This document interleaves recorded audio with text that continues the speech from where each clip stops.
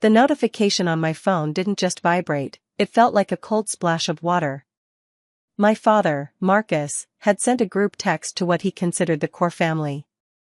"Just real family only this Christmas," the message read.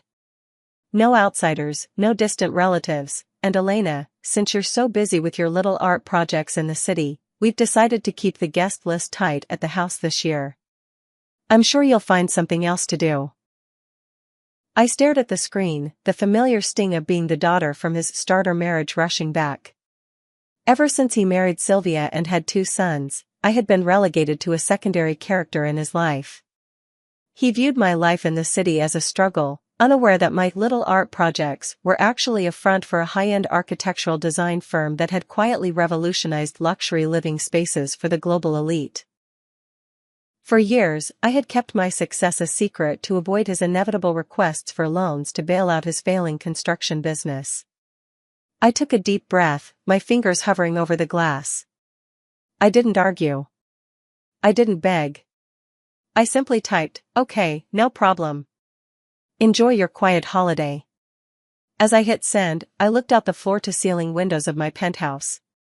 He had no idea that I had just finalized the purchase of the Blackwood estate, a $4.5 million masterpiece of glass and stone nestled in the valley just 20 minutes away from his modest suburban home. If he wanted a holiday defined by exclusion, I was going to define mine by a radical, expensive inclusion. The plan didn't just form, it erupted. If my father wanted to gatekeep the definition of family, I was going to broaden it until his narrow world looked microscopic.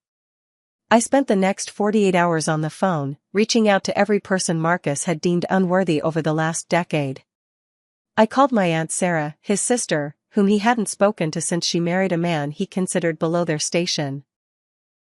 I called my cousins who had been cut off for being too loud, too bohemian, or too honest about Marcus's ego. I even called his retired business partner, the man who had actually built the foundation of the company Marcus now claimed as his own. "I'm hosting Christmas at my new estate," I told them, my voice steady and warm. "I've arranged for private black cars to pick each of you up. Everything, the food, the drinks, the rooms, is handled. I want us all together." The shock on the other end of the lines was palpable. They knew me as the quiet niece, the struggling artist. When the cars began rolling through the massive wrought iron gates of the Blackwood estate on the 23rd, the look on Aunt Sarah's face as she saw the heated infinity pool and the 3-story library was worth every penny of the millions I had spent. We weren't just a group of rejects anymore, we were guests of honor in a palace my father couldn't even afford to dream about. The house was humming with life, the scent of expensive pine and wood smoke filling the air, a stark contrast to the sterile, tense atmosphere I knew was currently suffocating my father's house. Inside the estate, the transformation was complete.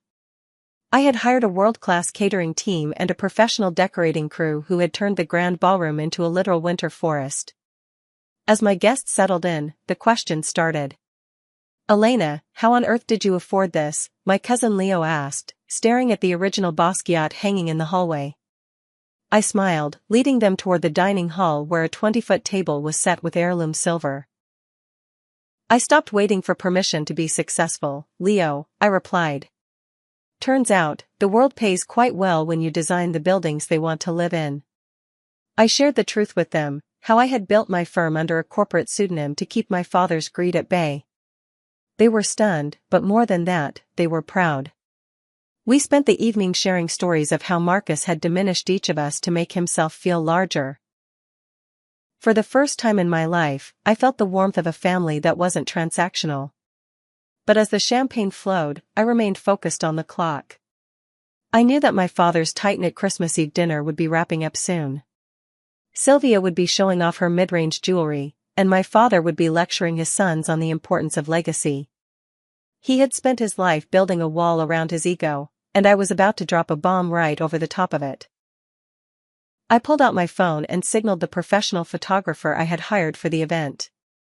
"It's time for the group shots," I whispered. "Make sure the estate's name is visible in the geotag." The clock struck 8 p.m. on Christmas Eve. In my father's world, this was the moment they opened one small gift before Sylvia's curated dinner. In my world, it was the moment of impact. I posted a carousel of high-resolution photos to Instagram. The first shot was of all 20 of us in the grand foyer, laughing under a chandelier that cost more than my father's SUV.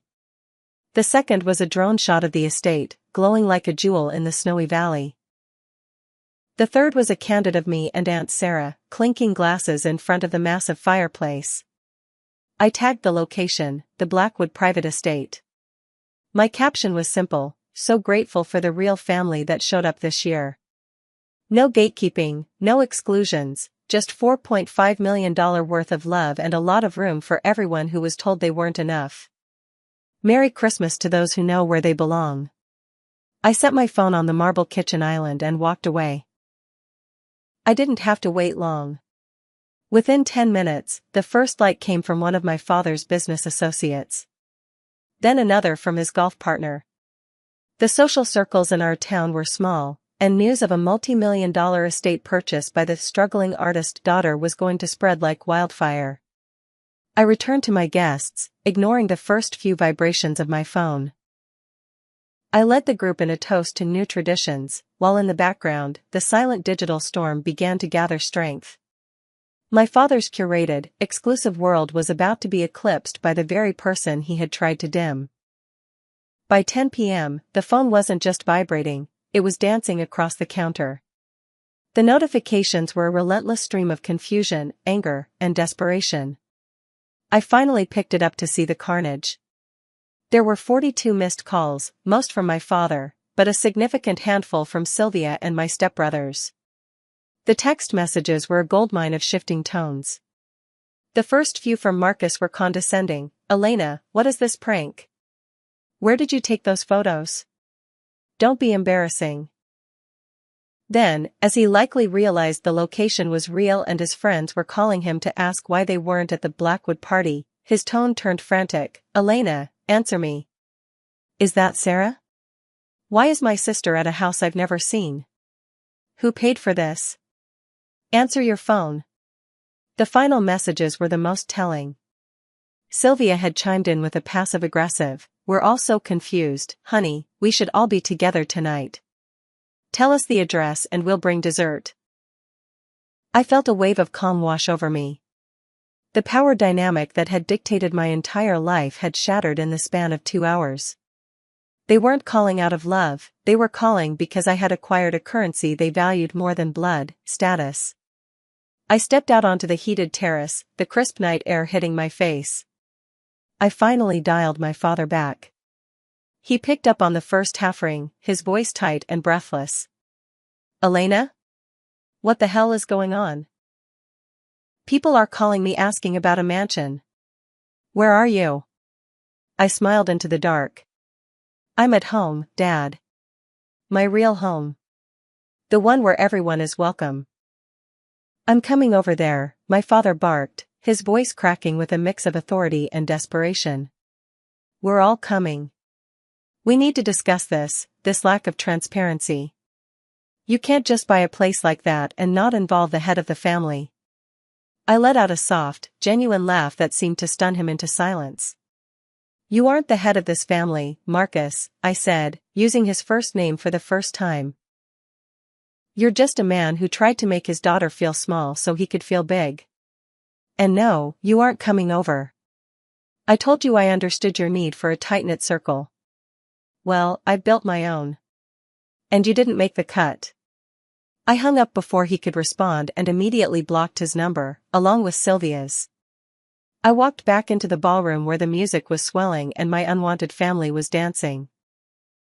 I told the security team at the gate that no one else was to be admitted for the rest of the night. The holiday was perfect. We woke up the next morning to a sunrise over the valley, eating a gourmet brunch while the rest of the town gossiped about the mysterious girl who owned the Blackwood estate.